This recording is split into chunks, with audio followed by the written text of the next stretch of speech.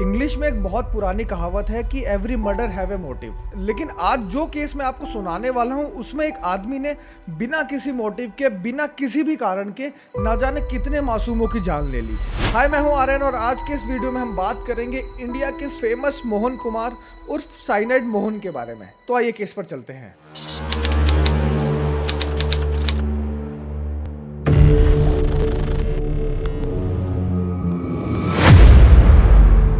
बात है जून 2009 की। कर्नाटका के एक लेडीज टॉयलेट के बाहर बहुत शोर शराबा हो रहा था, जहां टॉयलेट यूज करने के लिए महिलाओं की एक लंबी लाइन लगी हुई थी। बट प्रॉब्लम ये थी कि पहले से जो भी उस वॉशरूम के अंदर था उसने लगभग 1.5 घंटे से दरवाजा नहीं खोला था, जिसकी वजह से बाहर खड़ी महिलाएं उसे भला बुरा सुना रही थी। हारकर उस वॉशरूम के दरवाजे को तोड़ा गया और फिर जो देखने को मिला उसने वहां खड़े सभी लोगों के होश उड़ा दिए। टॉयलेट के अंदर दुल्हन की तरह सजी एक औरत की लाश पड़ी हुई थी और उसके मुंह से झाग निकल रहा था। बाहर खड़े सभी लोगों को लग रहा था कि इस औरत ने सुसाइड किया है, जिसके बाद इस घटना की जानकारी लोकल पुलिस को दे दी जाती है। पुलिस ने जब वहां पहुंचकर डेड बॉडी को देखा तो उनको ये केस कुछ जाना पहचाना सा लगा। असल में साल 2003 से साल 2009 के बीच में ऐसे और भी केसेस हुए थे। कर्नाटका और केरला के फेमस बस स्टॉप्स के टॉयलेट्स में ऐसे ही औरतों की लाशें मिल चुकी थी। पास्ट के केसेस में एविडेंस ना मिलने की वजह से पुलिस को यह पता नहीं चल पाया था कि इन औरतों ने सुसाइड किया है या इनका किसी ने मर्डर किया था। वहीं दूसरी तरफ साल 2009 में केरला के बंधवाल तालुका में कम्युनिस्ट दंगे चल रहे थे।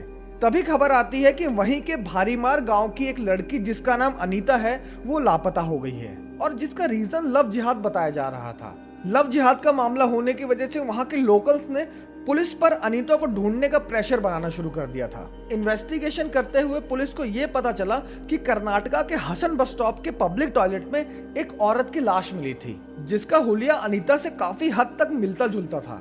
ऐसा पता चलते ही पुलिस अपनी इन्वेस्टिगेशन और तेज कर देती है। इसी दौरान पुलिस को यह पता चला कि अनीता के फोन से सबसे ज्यादा कॉल कावेरी नाम की एक औरत को किया गया था। इधर कावेरी का पता लगाने पर पुलिस के सामने कुछ हैरान कर देने वाली बातें आई। असल में कावेरी खुद भी मार्च के महीने से ही लापता थी, जिसकी वजह से पुलिस को ये तो समझ में आ गया था कि ये केस आसान नहीं है। पुलिस ने जब कावेरी के कॉल रिकॉर्ड्स खंगाले तो उन्हें पता चला कि कावेरी के फोन से सबसे ज्यादा कॉल्स पुष्पा नाम की औरत को किए गए थे। और यहाँ चौंकाने वाली बात ये थी कि पुष्पा भी लगभग 1 साल से लापता थी। अब पुलिस का दिमाग भी इस केस में मिल रहे नए नए एविडेंसेस की वजह से घूमने लगा था, क्योंकि इन्वेस्टिगेट करते हुए पुलिस को लगभग 20 गुमशुदा औरतों के बारे में पता चला था। और इससे भी ज्यादा चौंकाने वाली बात ये थी कि ये सारी औरतें एक दूसरे से कनेक्टेड थी और इनमें कॉमन बात ये थी कि ये सभी औरतें लापता थी। इन्वेस्टिगेशन में ही पुलिस को पता चलता है कि इन सभी फोन्स की लोकेशन मैंगलोर के एक छोटे से गांव से एक्टिवेट थी।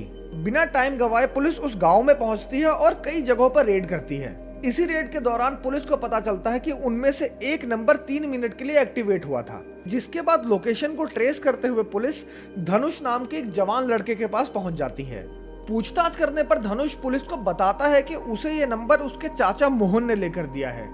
जिसके बाद पुलिस मोहन के करंट नंबर का पता लगाती है तो उन्हें पता चलता है कि मोहन सुमित्रा नाम की एक लड़की से कांस्टेंट टच में है। पुलिस तुरंत ही सुमित्रा के पास पहुंचती है और सुमित्रा के साथ मिलकर मोहन को पकड़ने का प्लान बनाती है। सुमित्रा के जरिए ही पुलिस मोहन के करंट लोकेशन का पता लगाती है, जिसके बाद पुलिस मोहन को मैंगलोर के उसके घर से उठा लेती है। पुलिस के लिए मोहन की चुप्पी तोड़वाना कोई बड़ा मुश्किल काम नहीं था।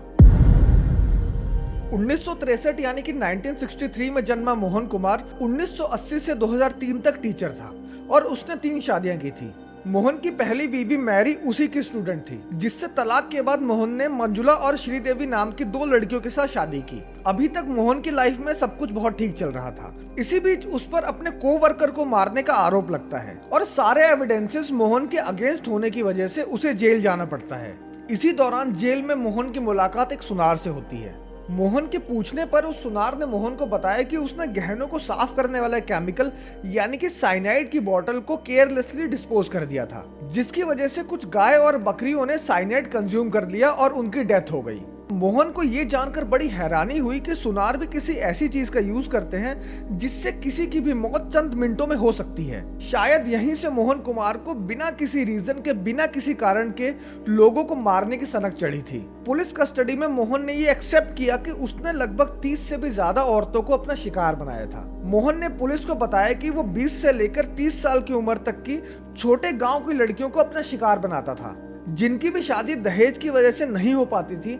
मोहन ऐसी औरतों से पहचान बढ़ाता और अच्छा रिस्पांस मिलने पर उनके सामने शादी का प्रपोजल रख देता था। मोहन खुद को उसी कास्ट का बताता था जिस कास्ट की वो औरतें होती थी। यहाँ तक कि मोहन खुद को गवर्नमेंट एम्प्लॉय बताकर वो सारे रीजन खत्म कर देता जिससे कोई भी औरत उसके प्रपोजल के लिए मना कर पाती। कुछ टाइम तक उनसे फोन पर ही बातें करने के बाद मोहन उनसे घर से भागकर शादी करने को कहता। चौंकाने वाली बात यह थी कि फोन पर ही बात करके मोहन उन लड़कियों का इस लेवल तक ब्रेन वॉश कर देता था कि कोई भी लड़की मोहन के इस ऑफर को मना ही नहीं कर पाती थी। मोहन के कहने पर जब वो लड़कियां घर से निकलती थी तो अपने साथ पैसे, गहने और दूसरे कीमती सामान ले आती थी। मोहन उन सभी लड़कियों को घर से कहीं दूर किसी लॉज या हॉस्टल में ले जाता और सुबह उनके साथ शादी करने का झांसा देकर फिजिकल टर्म्स बनाता।